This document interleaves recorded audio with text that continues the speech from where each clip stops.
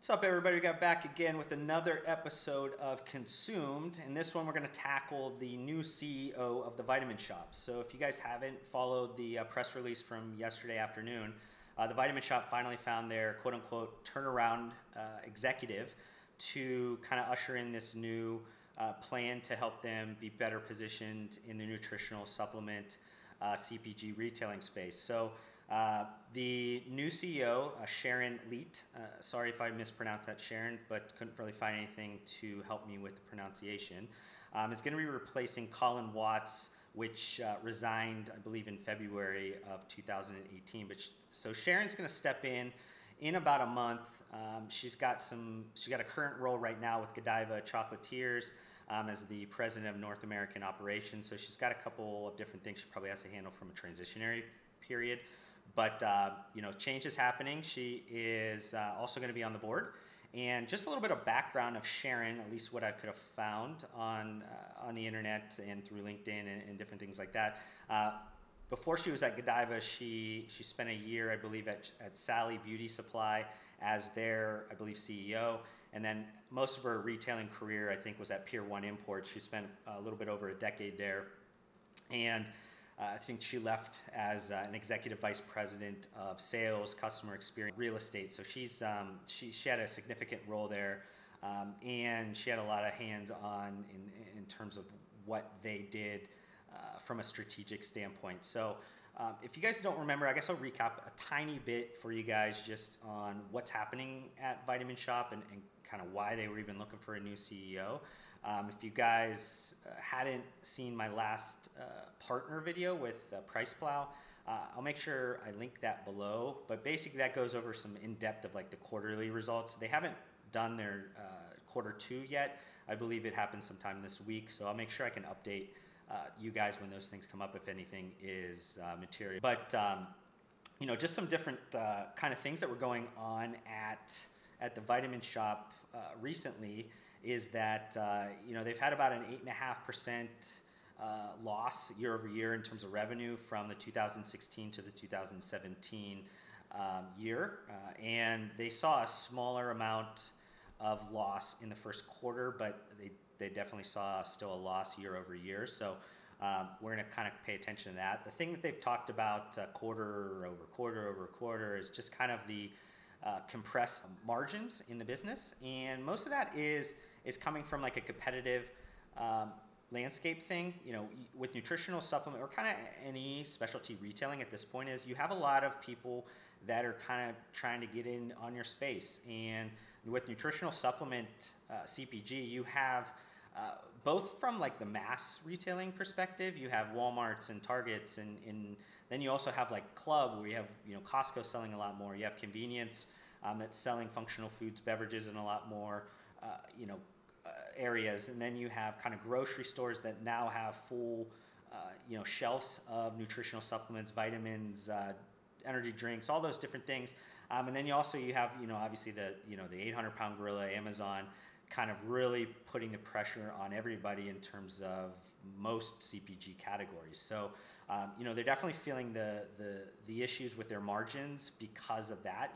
Just overall the space is getting a lot more competitive, so it's hard to kind of prop up those pricing numbers to a point where you're getting the margins that you want if you're going to have to compete on kind of all sides. But some other kind of areas that I want to kind of touch on is one, they sold their contract manufacturer Nutriforce in the past quarter.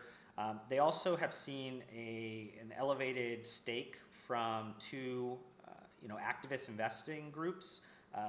Vintage Capital and then Shaw Capital kind of took on a role, and I believe they own almost 1/3 of the common shares of the Vitamin Shoppe right now. And they've had some big power to throw around, and they've added some board seats that they wanted. But I believe there's some contractual things in there that don't allow them to create any type of like proxy fight or anything until the 2020 annual meeting. So I think right now they got a couple of years where they're kind of waiting and going to try to add as much pressure as they can to different things. But if they're going to kind of make a huge move, it's probably not going to be until about 2020. So I'd imagine that they had some role, or at least some say or vetting process of Sharon or the other people that they were looking at for this turnaround executive position, but I don't know exactly how much they get into the day-to-day of the Vitamin Shop. So obviously recapped, told you a little bit about Sharon and everything like that, and that's great and all, but I think most people at this point are trying to figure out what the heck's going on at Vitamin Shop and how do they fix those things. So, the biggest thing, or I guess how I broke this out, ease for me, is that I believe there's kind of like 4 areas that they could focus on to improve. And obviously I'm not, some expert of retailing, and I'm not, I'm a digital first consultant, but I had, done a lot of business with Vitamin Shop over the years with brands and clients, done a lot of business with, GNCs and Walmarts and Costco's and everything. So I understand the business enough to understand kind of where their fail points are, or maybe to offer suggestions from an outside perspective. So, in this like 4 pillars, I guess I'll start on with just kind of technology. And technology obviously can be, broad ranging, but I think I want to focus on, just omni-channel and just kind of the initiatives they have going on to help that. They definitely have for a while been focusing on data and focusing on store level type of insights to help their not only their employees, but try to help some of the customers. But I think they haven't kind of taken it to the nth degree right now to that kind of full seamless omni-channel approach, and I think Sharon will probably spend the majority of her time on that area. It seems like from some of her history, she definitely had focused on that at Pier 1 with Microsoft Azure, Dynamics, and a bunch of different kind of other applications. So I definitely think that's going to be one of the things that she definitely focuses on. So, we'll kind of see what approach she takes, or if she's going to kind of piecemeal some things together. She's going to take a radical adoption of something else, kind of see. But I think omni-channel in general, like where customers need to be able to shop seamlessly across all different channels, be it online, be it in stores, be it anywhere.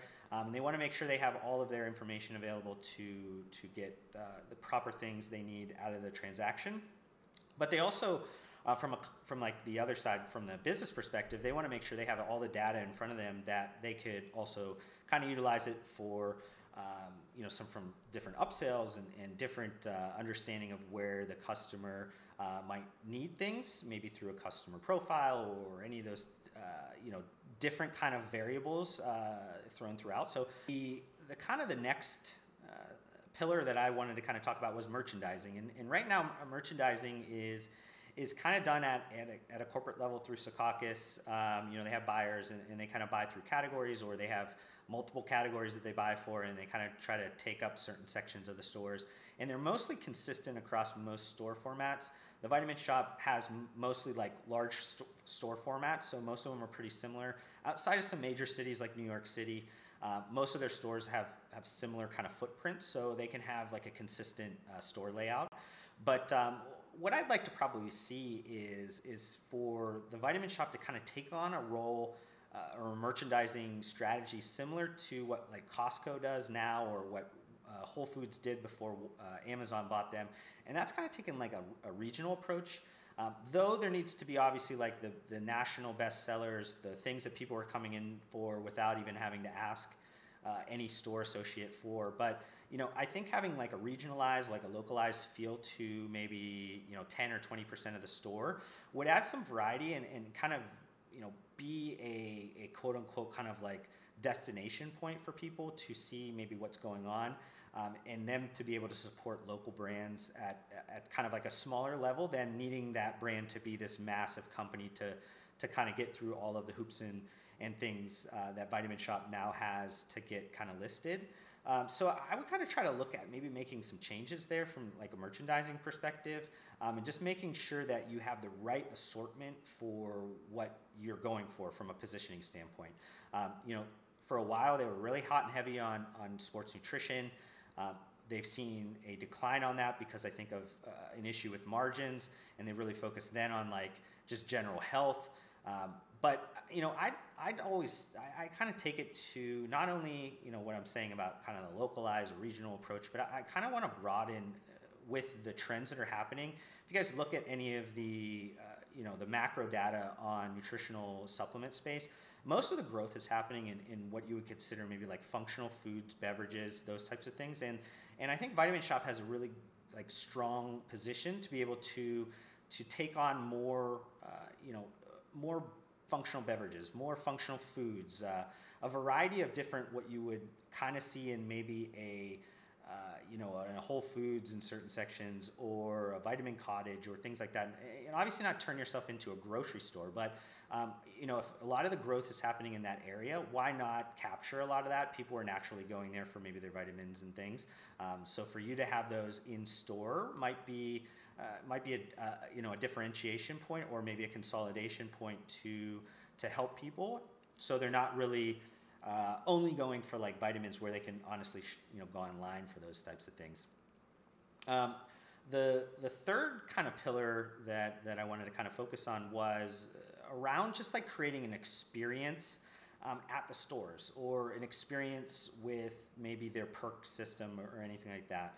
I did see they made some changes, or they're going to be making some changes that go fully into effect in 2019 around their reward system. And one of the things that I found most interesting was there was some personalization aspects to it. So you weren't like just stuck in maybe your annual gift, or your kind of tiered gifts. You could have some flexibility on how you wanted to spend those things, which I find intriguing in terms of millennials and Generation Z. Personalization is a really big trend that's happening there.